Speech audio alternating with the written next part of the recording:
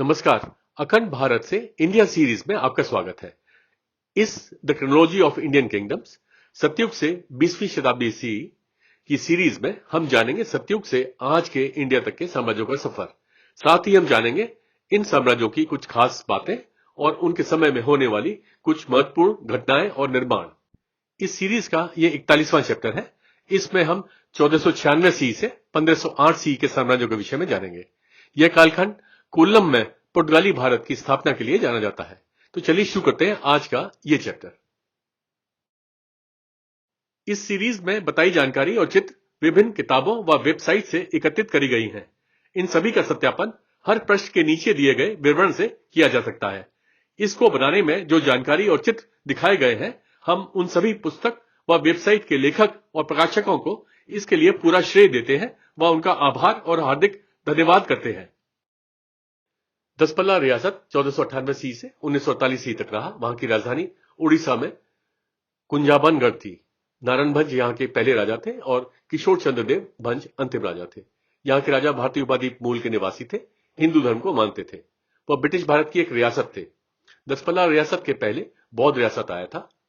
दसपल्ला रियासत के बाद भारत गणराज आया। 1498 सी में बौद्ध राज के राजा के भाई नारायण भंज को दसपल्ला क्षेत्र का सरदार बनाया गया था और अपनी स्वतंत्रता की घोषणा की, जिससे दसपल्ला राज का निर्माण हुआ।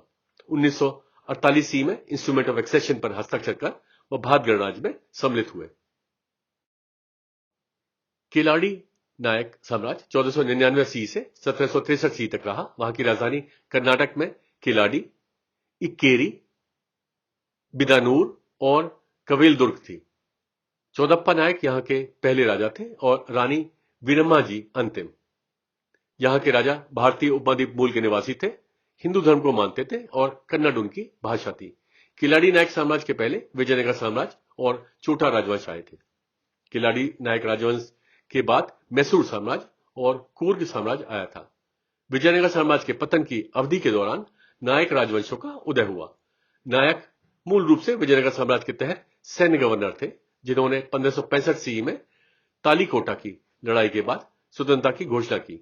वे थे गंडीकोटा साम्राज्य, कैंडी साम्राज्य, केलाड़ी नायक साम्राज्य, जिंजी के नायक, मदुरई के नायक राजवंश, तंजौर का नायक साम्राज्य, वेल्लूर के नायक, चन्नपट्टण के नायक, रायदुर्ग के नायक, कालाहस्ती के नायक, चित्रदुर्ग के नायक साम्राज्य, शोरापुर साम्राज्य। किलाड़ी के नायकों को बेदनोर के नायक और इक्केरी के राजाओं के रूप में भी जाना जाता है। किलाड़ी नायक ने शुरू में विजयनगर साम्राज्य के एक जागीरदार के रूप में शासन किया। 1565 सी में विजयनगर साम्राज्य के पतन के बाद उन्होंने स्वतंत्रता प्राप्त की। 1580 सी में राजा सदाशिव नायक के भतीजे वीरराज ने कूर्ग साम्राज्य की शुरुआत की। 1763 सी में अंतिम शासक रानी वीरम्मा जी को मैसूर साम्राज्य के हैदर अली ने हराया और राज्य पर कब्जा कर लिया। उनके शासनकाल के प्रमुख निर्माण कवेलदुर्ग में 15वीं शताब्दी सी का काशी विश्वेश्वर मंदिर, इक्केरी में 16वीं शताब्दी सी का अघोरेश्वर मंदिर, केलाड़ी में 16वीं शताब्दी सी का रामेश्वर मंदिर, होन्नावर के पास अरब सागर में द्वीप पर 1590 सी का बसवराज दुर्ग किला, नागरा में 1640 सी का नागर किला, बेकल में 1650 सी का बेकल किला, चन्नागिरी में 1770 सी का चन्नागिरी किला। लिमडी रियासत 1500 सी से 1948 सी तक रहा। वहां की राजधानी गुजरात में कुंडली, जम्मू और जसदण और लिमडी थी। राजा साहिब मंगू जी यहां के पहले राजा थे और छतरसाल जी दिग्विजय सिंह जी अंतिम राजा थे।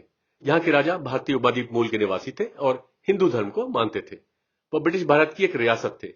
लिमडी रियासत के बाद भारत गणराज आया। सत्तारूढ़ परिवार पाटड़ी रियासत के शासक परिवार से वंश का दावा करते हैं। 1807 सी में वह ब्रिटिश साम्राज्य कंपनी राज के संरक्षित राज बन गए। 1948 सी में इंस्ट्रूमेंट ऑफ एक्सेशन पर हस्ताक्षर कर वह भारत गणराज में सम्मिलित हुए। उनके शासनकाल के प्रमुख निर्माण लिमडी में 18वीं शताब्दी सी का दिग्भुवन पैलेस। सफवी साम्राज्य 1501 सी से 1736 सी तक रहा। वहां की राजधानी ईरान में तबरेज, काजविन और इस्फहान थी। इस्माइल प्रथम यहाँ के पहले राजा थे और अब्बास तृतीय अंतिम राजा थे। यहाँ के राजा मध्य एशिया में कुर्दिस्तान मूल के निवासी थे। इस्लाम द्वादशी शिया धर्म को मानते थे और फारसी, अजरबैजानी, जॉर्जियाई, सर्कसियन और आर्मेनियाई उनकी भाषा थी।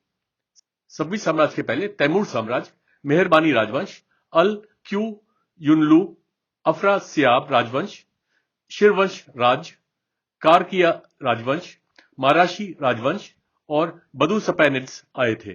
सब्बी साम्राज्य के बाद होटक साम्राज्य, अफशारी साम्राज्य, रूसी साम्राज्य और उस्मानी साम्राज्य आए थे। वे कुर्द मूल के ईरानी राजवंश थे। 633 सी के बाद अरबों द्वारा ईरान की विजय के बाद ईरान पर अरबों, तुर्क सुल्तानों और मंगोल खानों का नियंत्रण था। सब्बी साम्राज्य ने देशी ईरानी शासन के तहत देश को एकीकृत किया। तैमूर साम्राज्य के पतन के बाद ईरान राजनीतिक रूप से बिखर गया था, जिसके कई नए राज्यों को जन्म दिया।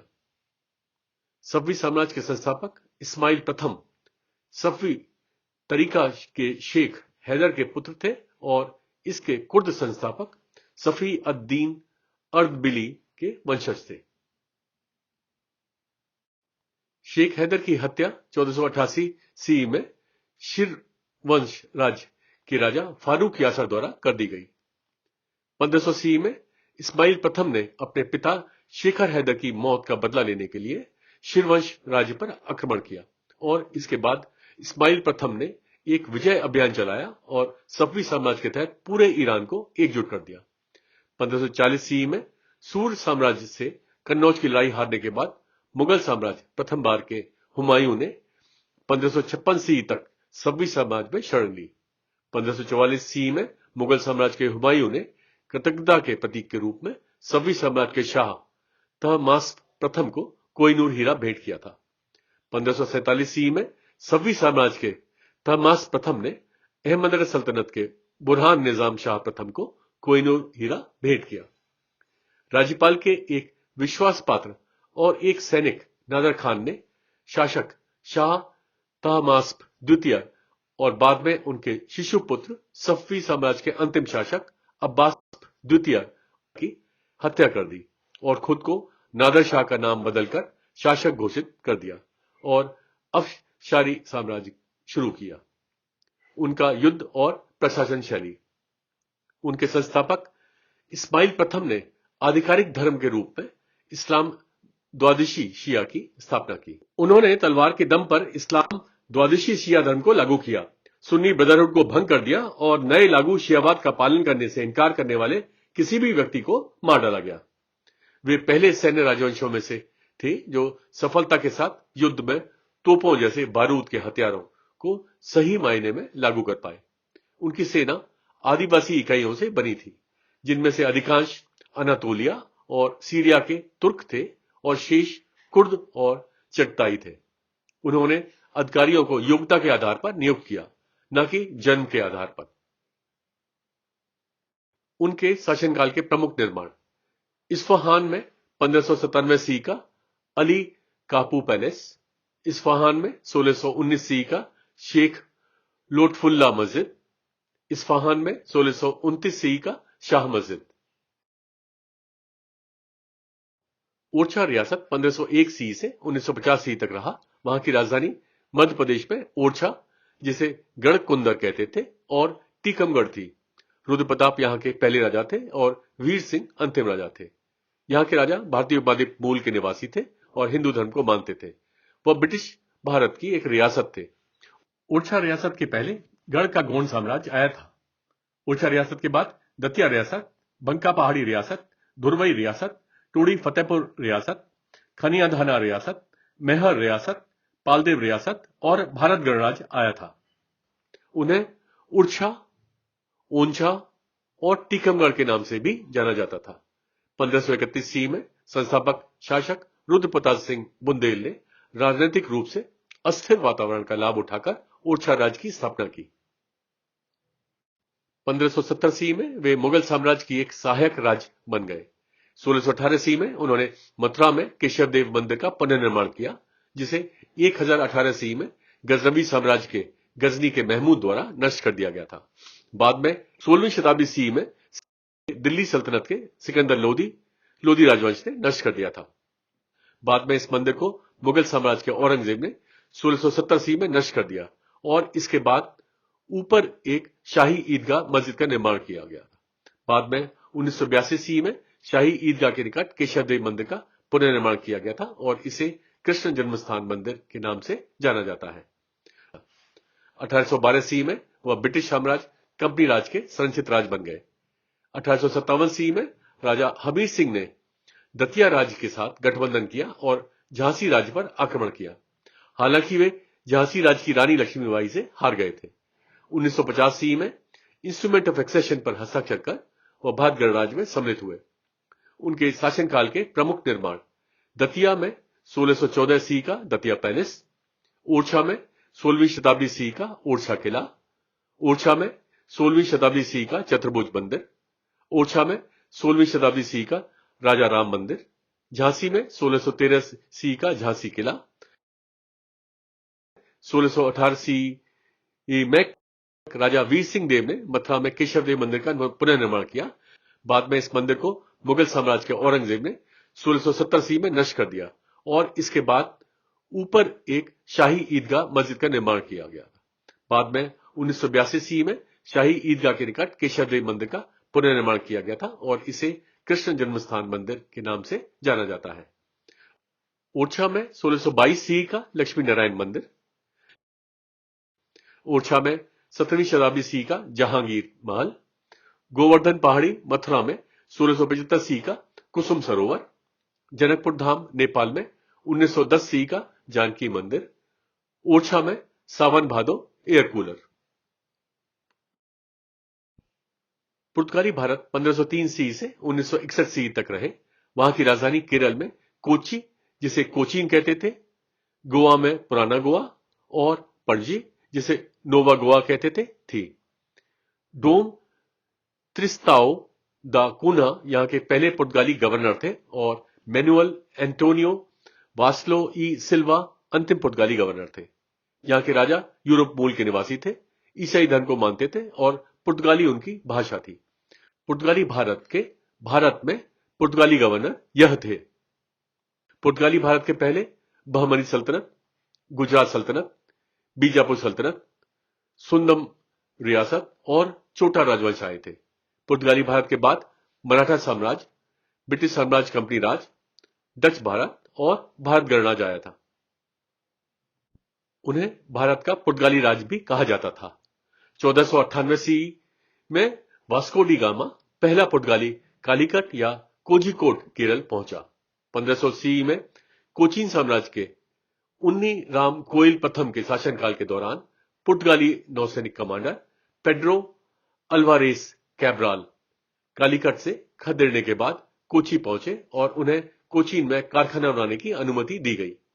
1502 ईस्वी में विजयनगर साम्राज्य की मदद से उन्होंने पुलिकट में एक किला बनाया जो बाद में 1609 ईस्वी में डच भारत नीदरलैंड साम्राज्य का हो गया।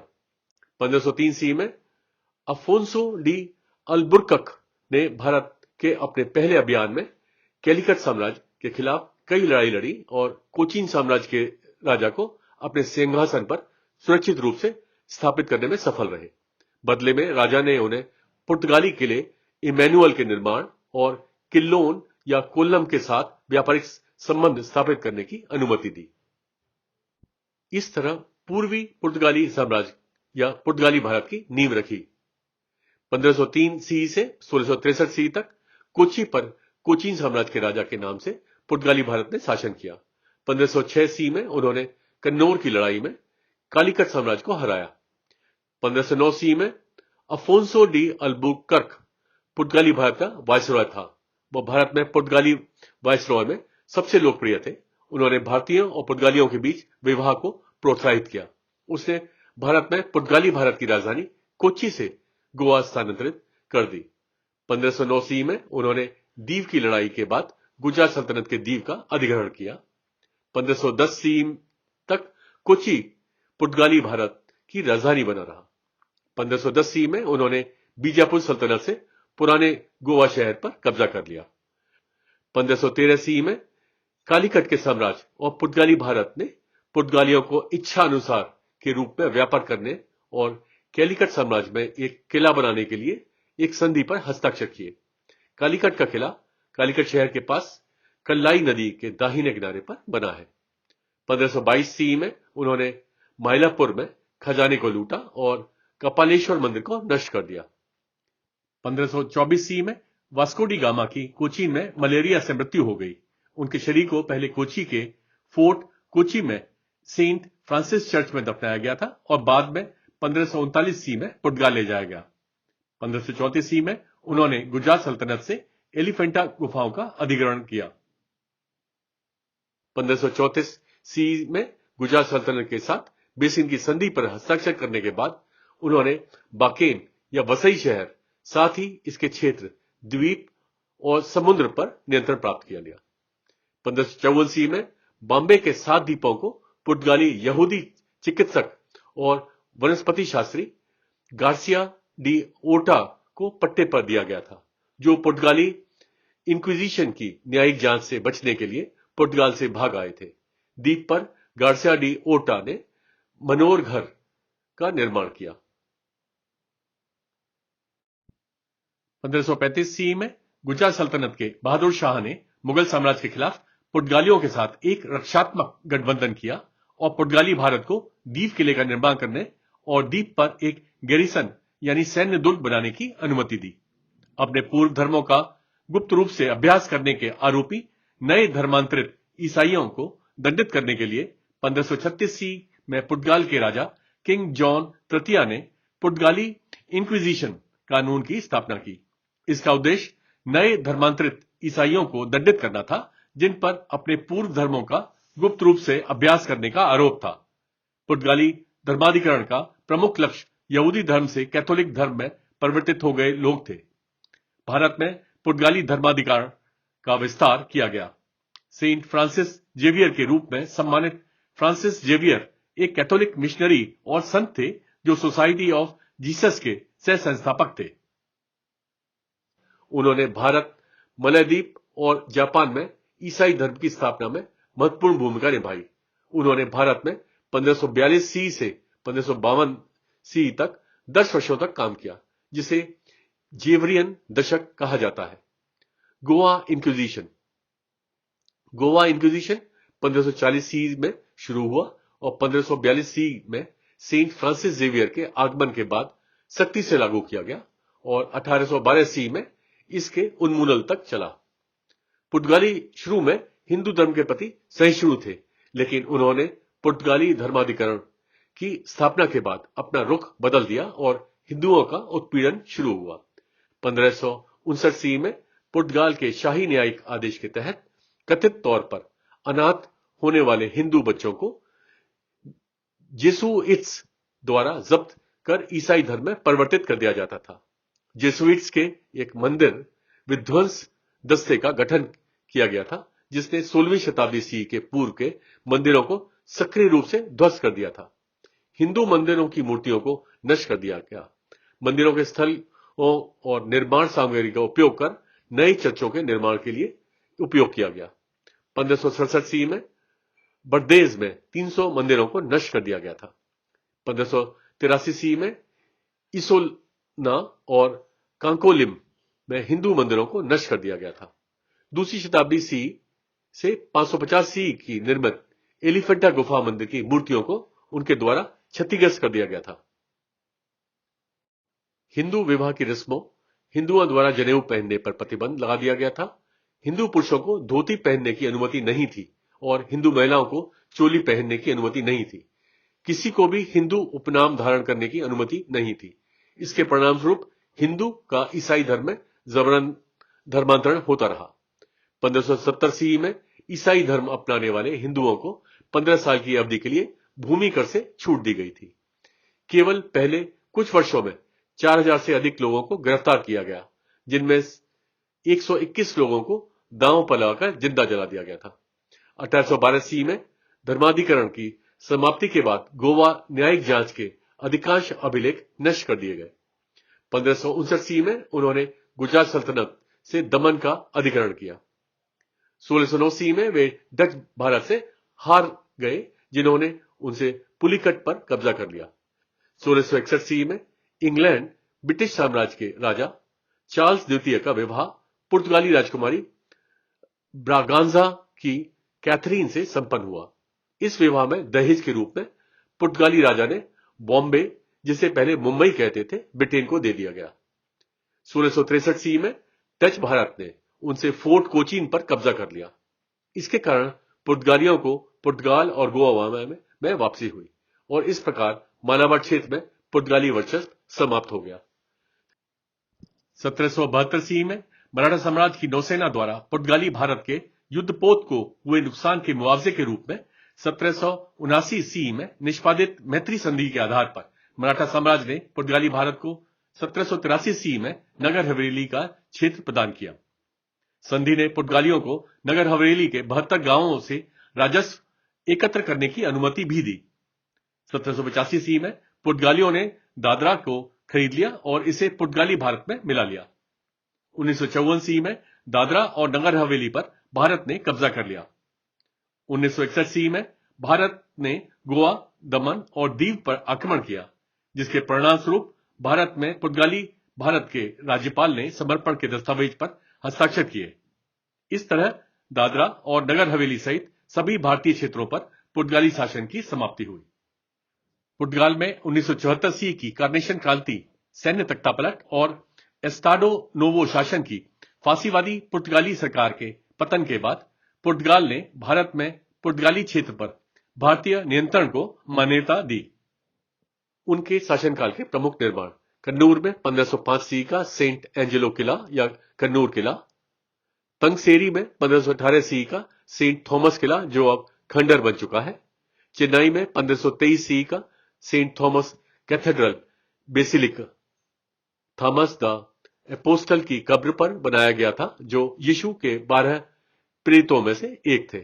दीव में 1535 सी का दीव किला, गोवा में 1612 सी का फोर्ट अगुआडा।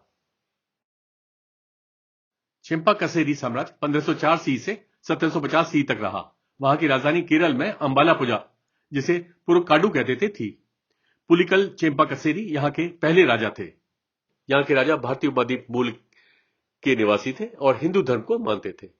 चेम्पा कसेरी साम्राज्य के बाद त्रावणकोर साम्राज्य आया था। 1504 सी में पुर्तगाली भारत ने कोचीन साम्राज्य के साथ गठबंधन किया और कोची की दूसरी घेराबंदी और युद्ध में कैलिकट साम्राज्य से लड़े और हराया। इस युद्ध के बाद चेम्पा कसेरी साम्राज्य का उदय हुआ। उनके पास एक विशेष प्रकार की नाव के विशाल संग्रह के साथ एक मजबूत नौसैनिक शक्ति थी, जिसे चेम्पा के नाम से जाना जाता था। इसलिए उन्हें चेम्पा कसेरी राजा के नाम से भी जाना जाने लगा। अंबालापुजा मंदिर के निर्माण के बाद उन्होंने श्री कृष्ण को राज्य समर्पित कर दिया और भगवान के सेवक के रूप में शासन किया और देव नारायणन नाम ग्रहण किया। तभी से उनका राज्य अंबालापुजा के नाम से जाना जाता है। 17वीं और 18वीं शताब्दी सी के दौरान उनका पुर्तगाली भारत और डच भारत के साथ व्यावसायिक संपर्क था। जब अंतिम राजा का निधन हुआ तो त्रावणकोर समाज के मार्तंड वर्मा को मरुम कथायम या मातृवंशीय विरासत के अनुसार उत्तराधिकारी की घोषणा की। उनके शासनकाल के प्रमुख निर्माण अंबालापुजा में 15वीं शताब्दी सी का अंबालापुजा श्री कृष्ण मंदिर, 1789 सी में टीपू सुल्तान के हमले के दौरान गुरुवायूर मंदिर से श्री कृष्ण की मूर्ति को सुरक्षित रखने के लिए अंबालापुजा मंदिर में लाया गया था, जो 12 साल तक यहीं रही। गोवा साम्राज्य 1505 सी से 1805 सी तक रहा। वहां की राजधानी मध्य प्रदेश में गोहद थी। सिंघनदेव द्वितीय यहां के पहले राजा थे और कीरत सिंह अंतिम राजा थे। यहां के राजा भारतीय उपद्वीप मूल के निवासी थे और हिंदू धर्म को मानते थे। गोवा साम्राज्य के पहले ग्वालियर के तोमर आए थे। गोवा साम्राज्य के बाद मराठा साम्राज्य आया था। 1505 सी में सिंघनदेव द्वितीय गोवध में बस गए। 1505 सी में ग्वालियर के तोमर के राजा मानसिंह तोमर ने उन्हें गोहद की जमींदारी और राणा की उपाधि से सम्मानित किया। सन 1805 सी में संधि पर हस्ताक्षर के परिणाम स्वरूप गोहद को मराठा साम्राज्य को दे दिया गया और बदले में राजा कीरत सिंह को धौलपुर राज्य मिला। इस प्रकार अंतिम शासक कीरत सिंह धौलपुर राज्य के पहले राजा बने। उनके शासनकाल के प्रमुख निर्माण: सिंघन देव द्वितीय द्वारा निर्मित गोहद में गोहद किला। बुखारा के खानत 1506 सी से 1785 सी तक रहा। वहां की राजधानी उज्बेकिस्तान में समरकंद और बुखारा थी। मोहम्मद शाहबानी यहां के पहले राजा थे और अबुल गाजी खान अंतिम राजा थे। यहां के राजा मंगोल मूल के निवासी थे और इस्लाम सुन्नी धर्म को मानते थे। बुखारा के खानत के पहले तैमूर साम्राज्य और उज्बेक खानत आए थे। बुखारा के खानत के बाद दुर्रानी साम्राज्य, बुखारा के अमीरात और कोकंद खानत आए थे। मोहम्मद शाहबानी खान मंगोल साम्राज्य के चंगेज खान के वंशज और तुर्क मंगोल शायबनिद राजवंश से संबंधित थे। मोहम्मद शाहबानी ने विभिन्न उज्बेक जनजातियों को संगठित किया और बुखारा के खानत की स्थापना की। शाहबानी तैमूर साम्राज्य के अधीन समरकंद शासक सुल्तान अहमद मिर्जा की सेना में दल के नेता थे। चिरचिक नदी की लड़ाई में 1488 सी में शाहबानी गुप्त रूप से पूर्वी चगताई खानत के मुगलिस्तान के राजा के साथ मिल गया और तैमूर साम्राज्य के अपने राजा सुल्तान अहमद मिर्जा को धोखा दिया, जिसके परिणाम स्वरूप पूर्वी चगताई के खानत की जीत हुई। पूर्वी चगताई खानत के मुगलिस्तान के सुल्तान महमूद खान ने शाहबानी को इनाम के रूप में उज्बेकिस्तान, ताजिकिस्तान, दक्षिण कजाकिस्तान, दक्षिण किर्गिस्तान और जिंजियांग का क्षेत्र, जिसे तुर्किस्तान कहते थे, दिया। बाद में 1506 सी में शाहबानी ने तैमूर को हटाकर शाहबानी राजवंश की स्थापना की। 1599 सी के बाद से जानेद राजवंश ने बुखारा के खानत पर शासन किया, जो बुखारा पर शासन करने वाले अंतिम चंगेज खान वंश के थे। 1780 सी में शाह मुरद को समरकंद का शासक नियुक्त किया गया। उन्होंने शहर को बहाल करने के लिए बहुत प्रयास किए। उनकी शालीन जीवन शैली के लिए लोग उन्हें आमिर मासूम कहते थे। 1785 सी में शाह मुरद ने खुद को शासक घोषित किया और बुखारा के अमीरात के अमीर के रूप में शासन करना शुरू किया। उनके शासनकाल के प्रमुख निर्माण: बुखारा उज्बेकिस्तान में 16वीं से 17वीं शताब्दी का लयब ए हौज, बुखारा उज्बेकिस्तान में 1712 सी की बोलो हौज मस्जिद। इसके साथ ही इस सीरीज का ये चैप्टर समाप्त होता है। मिलते हैं एक नए चैप्टर में। तब तक के लिए नमस्कार, जय हिंद।